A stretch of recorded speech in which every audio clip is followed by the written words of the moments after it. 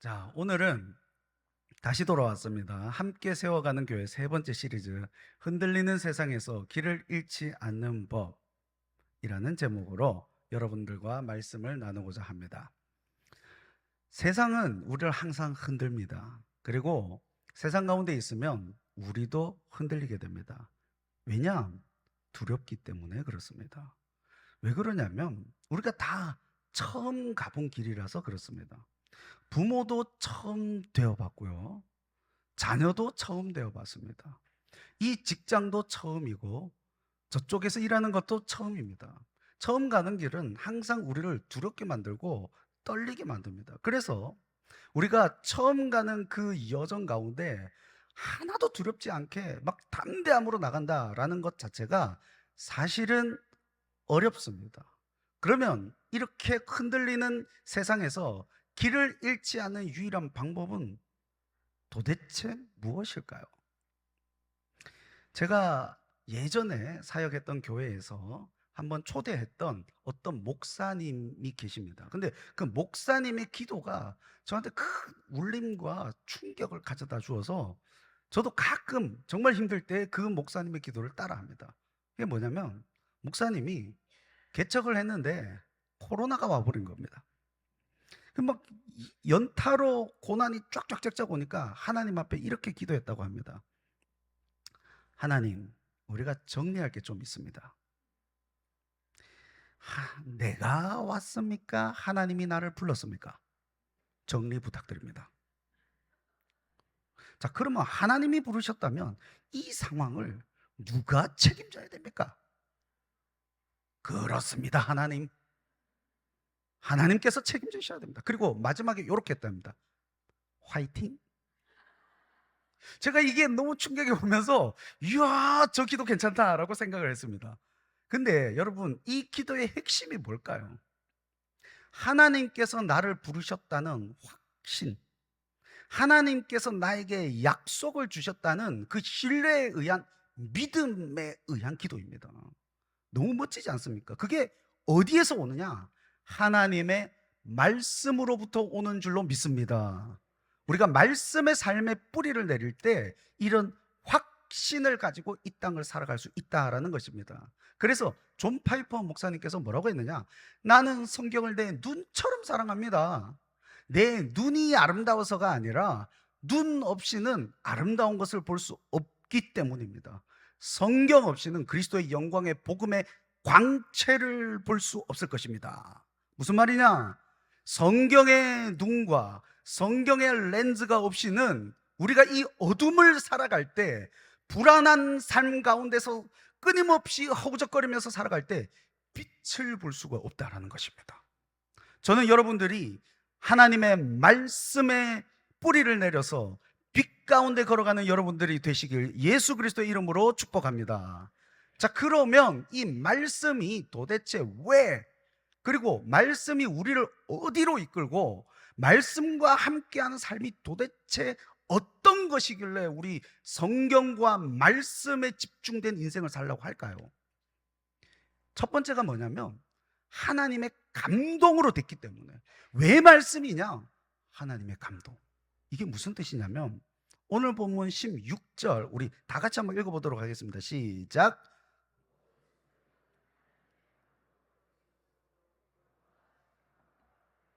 의로 교육하기에 유익한. 바울이 자신의 영적인 아들 디모데에게 유언적으로 쓴 이 디모데 전서를 통해서 뭘 알려주고 싶으냐?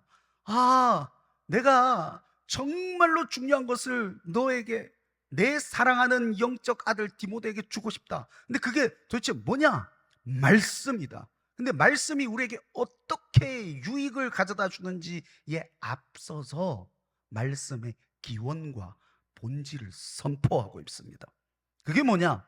성경은 하나님으로부터 왔다라는 것입니다. 하나님으로부터 왔기 때문에 그 기원과 본질이 온 우주 만물 이 땅을 창조하신 하나님으로부터 왔기 때문에 가장 강력한 힘인 줄로 믿습니다. 그러면 그 성경이 도대체 우리에게 어떤 유익을 주냐? 구원에 이르게 하는 말씀이라는 겁니다. 구원의 지혜를 주는 말씀.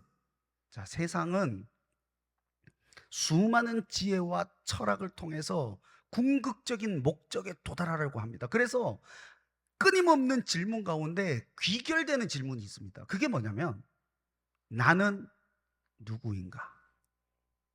나는 왜 이 땅에 태어났지? 그리고 나는 어디로 가지? 이거는 철학에서만의 질문이 아니라 모든 학문이 어디로 귀결되냐? 여기로 옵니다. 왜 그런가? 모든 학문은, 이 땅에 있는 모든 학문과 자연과 만물을 보면서 근원을 발견합니다. 도대체 이 온 우주와 별자리들과 그리고 이 인과 관계들 가운데서 무언가 법칙을 발견하면서 이게 도대체 왜 있냐? 근원 하다 보면 도대체 나는 이걸 왜 바라보고 있지? 나는 이걸 왜 호기심을 가지고 연구하고 있지? 그러면서 도대체 우리는 어떤 존재이며 이 땅은, 우주 만물은 도대체 어디로부터 와서 어디로 가는 거지? 이 근원적 질문을 반드시 하게 됩니다. 근데 오늘 성경은 뭐라고 하느냐? 자, 우리 15절 우리 다 같이 읽도록 하겠습니다. 시작. 또 어려서부터 성경을 알아나니 성경은 능히 너로 하여금 그리스도 예수 안에 있는 믿음으로 말미암아 구원에 이르는 지혜가 있게 하느니라. 성경은 이 근원적 질문에 명확한 답을 가지고 있습니다. 온 우주 만물과 나는 하나님으로부터 와서 하나님께로 돌아가는 존재이다. 그런데 나는 하나님으로부터 와서 타락했지만 예수 그리스도를 발견하여 그리스도 안에 있는 믿음으로 말미암아 본향으로 돌아가는 존재이고, 이 온 우주 만물도 하나님께서 창조하여 하나님의 사람, 하나님의 백성으로부터 이 땅에서 하나님의 영광을 위해서 존재하게 만들고 있다는 근원적 물음에 대한 해답을 주고 있는 줄로 믿습니다. 그래서 이 책은 뭐냐? 예수에 관련된 책이고 예수를 만나게끔 하는 책인 줄로 믿습니다. 그래서 가장 중요한 죽음의 문제, 우리가 죽고 난 다음에 그 이후에 어떻게 되지? 나는 이 땅에 왜 남아있지? 아니, 나는 이 땅에 별 필요가 없는 것 같은데 왜 태어났지? 이런 모든 질문에 성경은 해답을 가져다 주는 줄로 믿습니다. 자, 그러면 이것이 구원에 이르는 지혜인데 더 중요한 것이 있습니다. 뭐냐? 하나님의 숨결이 여기에 담겨 있다라는 것. 하나님의 숨결이 담겨 있다라는 것. 오늘 16절 저 부분만 보면 모든 성경은 하나님의 감동으로 된 것으로 테오프뉴마토스. 여기서 테오프뉴마토스는 테오스, 하나님과 프뉴마토스, 영이 합쳐진 단어입니다. 그런데 테오스와 프네오가 뭐냐면 이 프뉴마토스의 원 어근 프네오는 숨을 불어넣다예요. 하나님께서 숨을 불어넣으시면 어떻게 되느냐? 살아납니다. 아담이 흙으로 하나님께서 아담을 빚으셨습니다. 그리고 그 흙덩이에 숨을 불어넣자 생명이 되어 사람이 된 줄로 믿습니다. 그러니까 이거는 그냥 하나의 문자이고 하나의 말씀 정도일 것이 아니라, 하나의 책 정도가 아니라 하나님의 능력과 하나님의 생명이 숨결이 들어있는 줄로 믿습니다. 이래서 죽은 것들이 살아나고 무에서 유가 창조되고 죽은 모든 것들이 근원적으로 변화되는 것이 어디서부터 비교롭되느냐? 하나님의 말씀인 줄로 믿습니다. 여러분, 사람이 변합니까? 안 변합니까?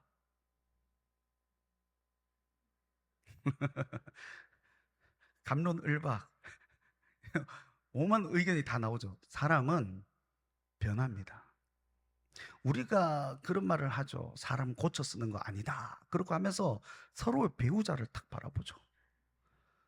그렇지, 고쳐 쓰는 거 아니야. 근데 잘 보시면 변하고 있습니다. 나쁜 방향으로. 만약에 변하지 않는다면 여러분들 아기 때 순수하고 웃고 막 항상 해맑았는데 지금 왜 안 웃으십니까? 여러분 변한 겁니다. 나쁜 방향으로. 어렸을 때 또 막 그렇게 해맑고 항상 기분 좋다가 지금도 항상 기분 좋아요. 그게 뭘까요? 그거는 전문 용어로 광녀라고 하죠. 죄송합니다. 여긴 그런 분 안 계시지만 그게 뭘 의미하느냐? 사람은 우상향으로 변하든 밑으로 변질되든 항상 변화적 존재입니다. 타락한 우리 인간은 우상향으로 하나님이 원하는 방향으로 갈 수 없을 뿐이지 밑으로는 끊임없이 변질되면서 변화하고 있습니다. 근데 진정한 변화, 위로 가는 변화, 하나님을 향한 열망이 있는 변화는 어디서 가능하냐? 성경과 말씀이 가능한 줄로 믿습니다. 왜냐? 하나님의 숨결이 묻어 있기 때문에. 그래서 히브리서 4장 12절 다 같이 읽겠습니다. 시작. 하나님의 말씀은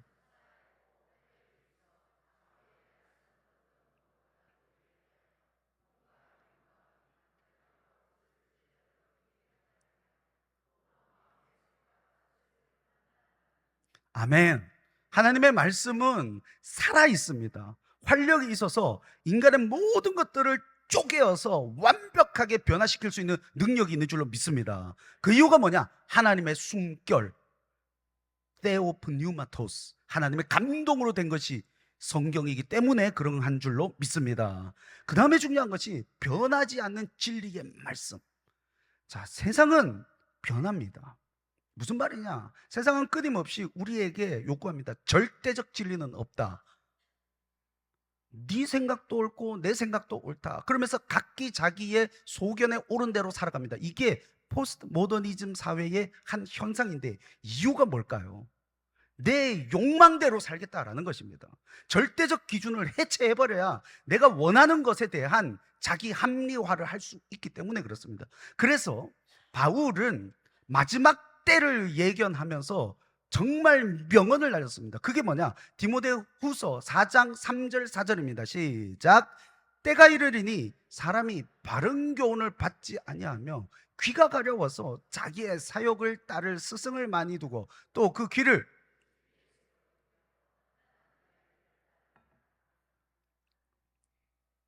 귀가 가려워서 스승을 많이 두고 귀를 진리에서 돌이켜버려 가지고 허탄한 신화, 미토스, 신화라고 하죠. 꾸며낸 이야기, 자기 귀에 듣기 좋은 말만 들으려고 하는 것이 인간입니다.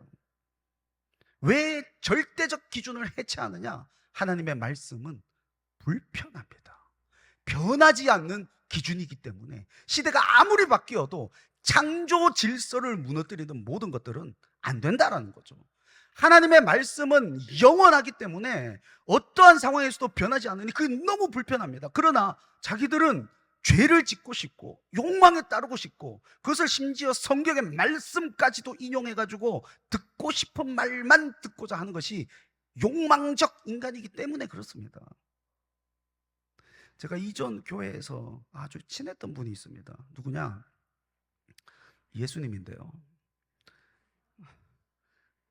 아니 그 우리의 영원한 중보자 예수님이 아니라 이단 그 본인이 예수라고 하는 진짜 사람이 있었습니다. 이단이었는데 제가 이분을 왜 냅뒀냐? 이분을 따르는 사람이 아무도 없어요. 불쌍한 이단이었습니다. 저희 교회 딱 등록을 했는데 본인이 구약 성경에 아브라함의 아내 사레였다고 합니다. 그리고 욥 시대에 욥이 자기였다고 합니다. 그리고 이제 지금은 자기가 어린 양이랍니다. 어린 양이자 예수 그리스도. 그러니까 제가 너무 황당하지 않습니까? 그래서 성경 공부 성경대학 다 끝나면 항상 또 제 강의는 많이 들어요. 그 와가지고 제가 한 40분 동안 계속 논박을 하면 말이 통하지 않습니다. 엄청 토론도 많이 했고 자기가 듣고 싶은 대로 해석하고 싶은 대로 이렇게 말합니다. 그러다가 어느 날 날짜를 받았어요. 11월 30일 날 승천한답니다. 그래서 제가 그걸 강권적으로 본인은 너무 급한 거예요. 자기가 승천할 날짜가 다가오니까 이 강팍한 심령 김대경 목사 이 사람만 무너뜨리면 될 것 같은데. 그래가지고 제가 세례도 못 받게 하고 뭐도 못하게 하고 아무것도 못하게 하고 봉사 헌신 못하게 하고 다 막았거든요. 막고 예배는 드려라. 왜냐면 이 사람을 따르는 사람이 아무도 없으니까 불쌍해서 돌이켜보려고 막 했는데 뭐 안 되는 거야. 그 자기는 날짜를 받아놨지, 김대경 목사는 강팍하게 자기를 핍박하고 있지. 이래가지고 저는 핍박한 적도 없습니다. 그분이 점점 저에게 과격해지는 겁니다. 그러면서 저한테 막 험한 소리도 하고, 그럼 저는 웃으면서 안 돼요 이렇게만 한 겁니다. 그리고 11월 30일 날 승천이 안 이루어지면 우리 측으로 와라, 자 이렇게 말했습니다.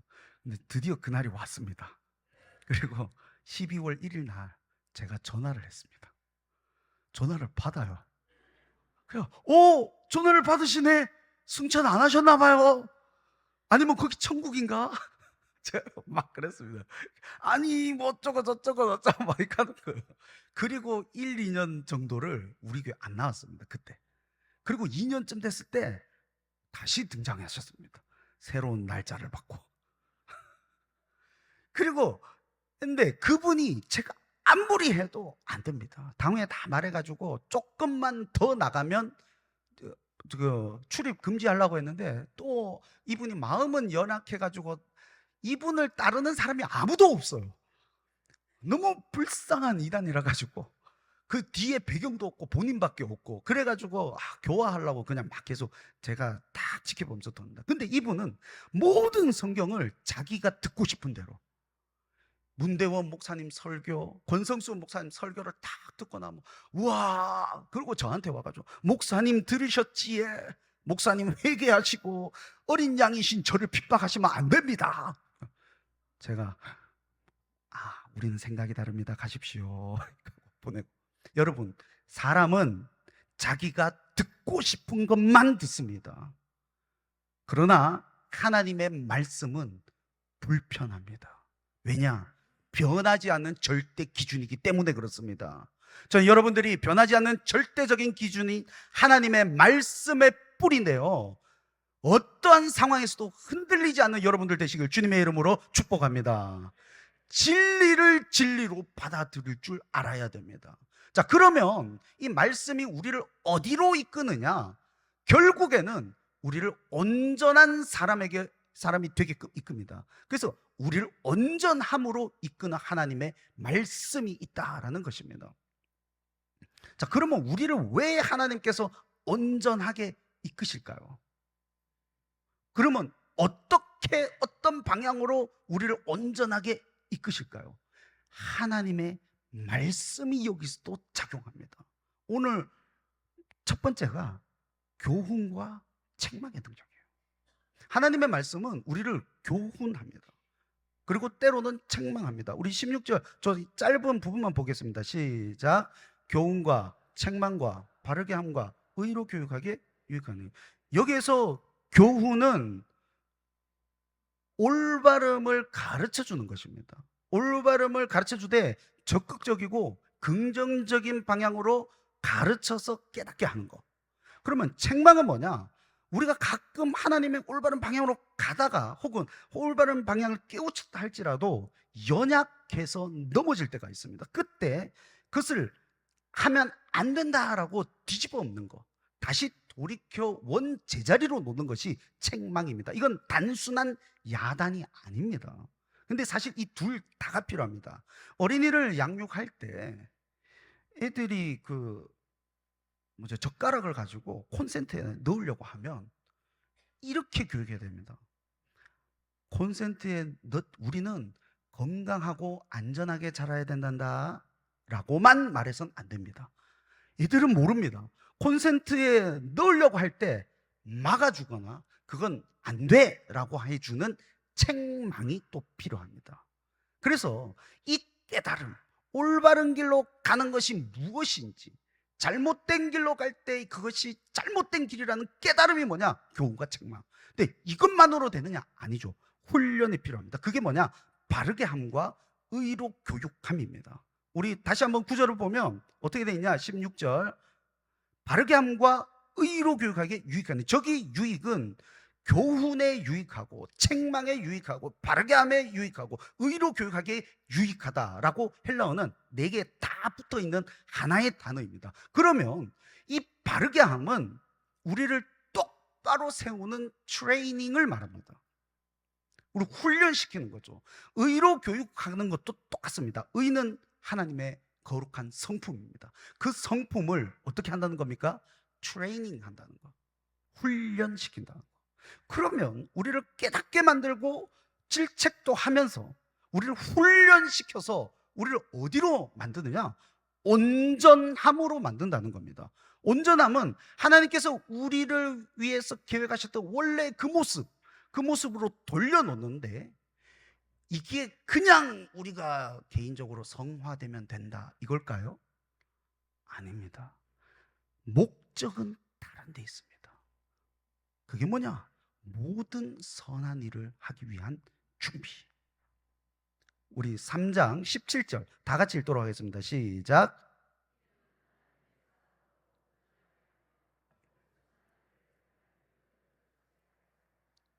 아멘. 우리를 온전하게 하는 하나님의 목적은 뭐냐? 모든 선한 일. 이 모든 선한 일은 윤리적으로 착한 일을 한다라는 것이 아닙니다. 하나님의 영광이 드러나는 모든 하나님의 일을 말합니다. 그래서 결국에 하나님의 백성들이 이 땅에서 온전해져야 되는 것은 하나님의 영광 때문에 이웃을 섬기고, 하나님의 영광 때문에 이웃에게 사랑을 베풀고, 하나님의 영광 때문에 예배를 드리고, 하나님의 영광 때문에 하나님 그 모든 활동을 온전하게 수행하기 위한 그 기능, 그게 뭐냐? 교육과 책망과 바르게 함과 의로 교육해서 우리를 온전함으로 이끄는 목적이라는 것입니다. 그래서 이게 결국에 우리를 무엇으로 이끄느냐? 우리의 만족의 방향이 바뀌는 겁니다. 옛날에는 하나님의 일을 하는 것이 부담이 되죠. 거룩하게 산다는 것이 부담이 되죠. 그러나 어느 순간부터 여기에서가 아니고서는 만족을 못 느끼는 겁니다. 이게 가장 근원적 만족이라는 걸 깨닫는 거. 우리 존 파이퍼 목사님이 뭐라고 했느냐? 우리 다 같이 한번 읽어보도록 하겠습니다. 시작. 성경이 우리를 모든 선한 일에 준비시키는,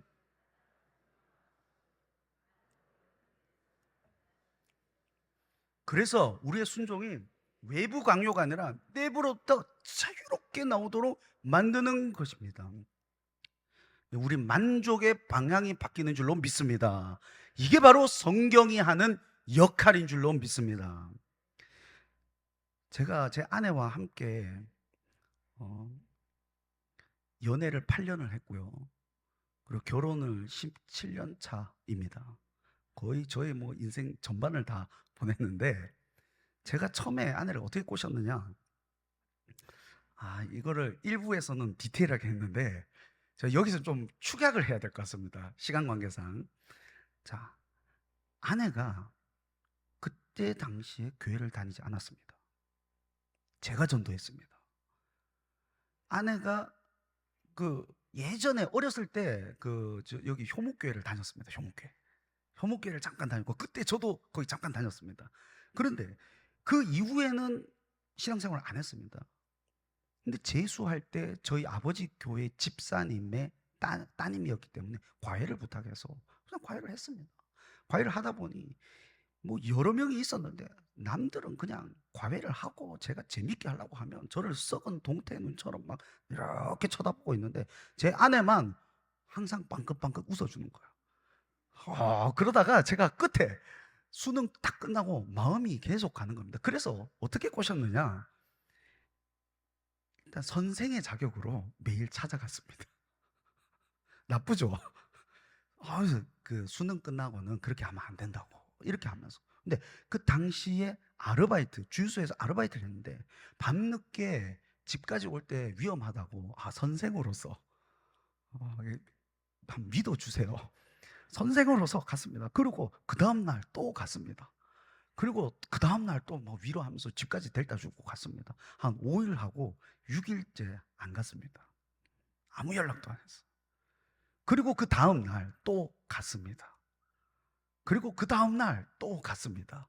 그 5일 가고 또 6일째 제가 안 가고 연락도 안 했습니다. 그때부터 입질이 오기 시작했습니다. 오빠 끝났어요. 이렇게 아주 그 문자가 아주 간절한 문자였어요. 오빠 끝났어요. 막 그러다가 이 막 제가 한 달 정도 하니까 마음이 너무 커졌는데, 저는 나중에 신학을 해야 되고 이 친구는 지금 교회를 다니지를 않고 있고, 그래서 제가 끊어야 되겠다 생각을 하고 봤더니 제 과거가 딱 떠오른 거예요. 제가 이때까지 누구에게 고백을 하면 다 차였기 때문에, 아, 그 비웃지 마시기 바랍니다. 다 차였기 때문에 내가 고백을 하면 찰 것이다. 그리고 고백을 했습니다. 나 너를 좋아하는 것 같다. 그리고 오늘 답하지 말고 수요일에 답해달라고 했더니 수요일에 오케이 해버린 거예요. 그래서 여기까지 왔습니다.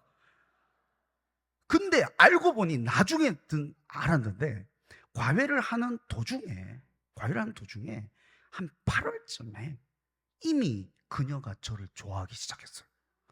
이유가 뭐냐라고 했더니 제가 행복해 보였답니다.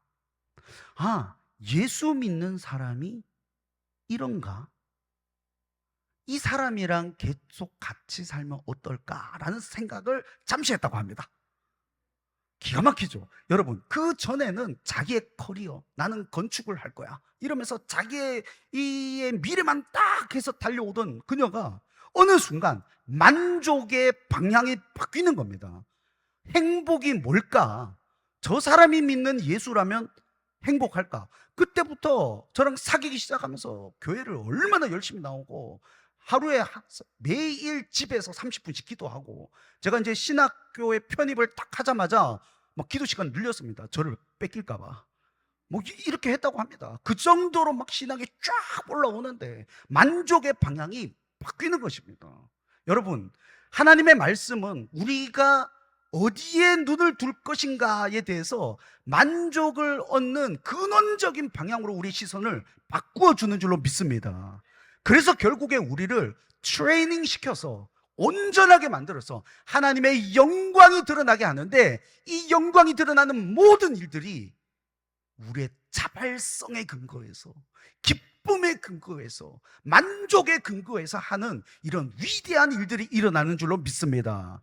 그래야 여러분들도 하나님의 말씀에 뿌리 내려 하나님의 이 말씀 가운데서 만족하는 삶을 살아가시는 여러분 되시길 예수 그리스도의 이름으로 축복합니다. 자, 그러면 하나님의 말씀과 함께 살아가는 삶은 도대체 뭘까요? 하나님의 말씀과 끊임없이 동행하는 삶은 사실 영혼의 기쁨을 찾아가는 길입니다. 이것보다 기쁜 것이 없습니다. 그래서 바울이 디모데에게 14절에서 뭐라고 했느냐? 너는 배우고 확신한 일에 거하라. 거하라. 확신을 가지고. 성경과 관련돼서 말하기 전에 16절, 17절 이전에 14절에서 너는 이때까지 성경을 통해서 배우고 확신한 일에 거하라. 왜냐? 이거야말로 영혼의 기쁨을 가져다 주는 유일한 길이기 때문이다 라는 것입니다. 조지 뮬러가 이와 관련해서 정말 기가 막힌 통찰력을 우리에게 줍니다. 모든 참되고 효과적인 봉사의 비밀은 하나님 안에서의 기쁨, 하나님 자신과의 경험적 교제와 사귐에 있습니다. 그런데 이 행복은 성경 연구를 통해서 얻어집니다. 저는 하나님의 말씀과 동행하는 삶이 여러분들에게 참 기쁨을 가져다 주는 줄로 믿습니다. 여러분이 하나님의 말씀에 뿌리 내리시길, 동행하시고 함께 하시길 주님의 이름으로 축복합니다. 제가 전 교회에서 훈련 프로그램 가운데 기가 막힌 것을 하나 딱 도입했습니다. 제자 양육원이라는 것이 있었습니다. 그 제자 양육원은 평신도 한 4-5명을 가르칩니다. 32주 동안 가르칩니다. 기가 막히죠. 교재 2권이랑 전도법 해가지고. 그 가르칠 때 제가 뭘 도입했느냐? 훈련 디렉터니까 성경 낭독 시스템을 도입을 했습니다. 지금은 한때 유행했다가 없어졌습니다. 여러분 조혜련 씨 아십니까? 조혜련 씨가 옛날에 한때 성경 낭독 막 해가지고 성경을 소리내서 읽는 거 했죠. 그 이전에 제가 도입을 했습니다. 그리고 그 시간도 제가 엄청 연구를 해가지고 5분을 읽어야 될 것인가, 10분을 읽어야 될 것인가, 1시간을 읽어야 될 것인가, 2시간을 읽어야 될 것인가 다 테스트하고 여러 명에게 시켜가지고 가장 적합한 시간 15분 허들을 넘어서 할 수 있게 만들고, 그리고 카톡에 묶어가지고 탁탁탁탁 올라오게 만들어서 신앙 약한 사람이 딱 올리면 내가 저 사람보다는 잘해야 되는데 해가지고 또 하게 만드는 그런 시스템을 딱 만들었습니다. 근데 이때 놀라운 일이 있었는데, 제자 양육원 시스템 가운데 한 그룹이 암 환자들만 모여 있었습니다. 이유가 뭐냐? 교사인 평신도가 암 환자였기 때문에 암 환자들만 모았습니다. 이 시스템이 도입이 되고 나서 성경을 엄청 읽기 시작하는데, 이분들은 통증과 아픔과 고통이 있기 때문에 많은 시간을 읽었습니다. 1시간, 2시간, 3시간 기력이 허락하는 동안 계속 말씀을 읽습니다. 그 훈련이 진행되는 동안 많은 분이 소천도 하시고 이렇게 했지만, 그때마다 이 교사 선생님은 막 마음이 찢어지는 겁니다. 너무 마음이 아프죠. 그럼에도 불구하고 말씀을 붙듭니다. 근데 이게 다 퍼지니까 어떤 신우회에서는, 초등학교 신우회에서 이게 또 퍼졌습니다. 근데 그 신우회에 우리 그때 그 교회 집사님이셨는데 대장암 2기가 발견이 된 겁니다. 너무 마음이 낙심이 돼가지고 그때부터 읽던 성경을 3시간, 4시간, 5시간씩 늘려버렸습니다. 그리고 검진을 한 달 뒤인가 2달 뒤에 딱 갔는데 대장암이 사라졌습니다. 아니, 하나님의 말씀에 붙들렸을 때는 암이 고쳐지든 안 고쳐지든 중요한 것은 무엇이냐? 하나님의 평강, 하나님의 평안, 하나님의 기쁨이 임하는 줄로 믿습니다. 이게 바로 말씀과 함께하는 삶의 힘인 줄로 믿습니다. 그 다음에 중요한 것이 때를 얻든지 못 얻든지, 디모데후서 4장 2절에 보면 너는 말씀을 전파하라. 때를 얻든지 못 얻든지 항상 힘쓰라. 이 말씀을 전파하라는 것은 1차적으로 말씀을 증거하는 복음 증거의 사역이지만, 여기에는 무엇이 포함되어 있느냐? 말씀을 읽고 배우고 가르치고 증거하는 모든 활동이 포함되어 있는데, 중요한 것은 때를 얻든지 못 얻든지, 이 말은 유리하든지 불리하든지, 기회가 있든지 기회가 없든지, 어떤 상황이든 꾸준히 하나님의 말씀에 힘쓰라는 것인 줄로 믿습니다. 이것이야말로 우리를 가장 강력하게 만들어주는 하나님의 능력인 줄로 믿습니다. 그 다음에 중요한 것이 삶으로 증명되는 것. 그 뭐냐? 믿음이 증명이 됩니다. 우리의 믿음이 나타나게 되는 겁니다. 우리 오늘 성경 17절 우리 다 같이 한번 읽어보도록 하겠습니다. 시작. 이는 하나님의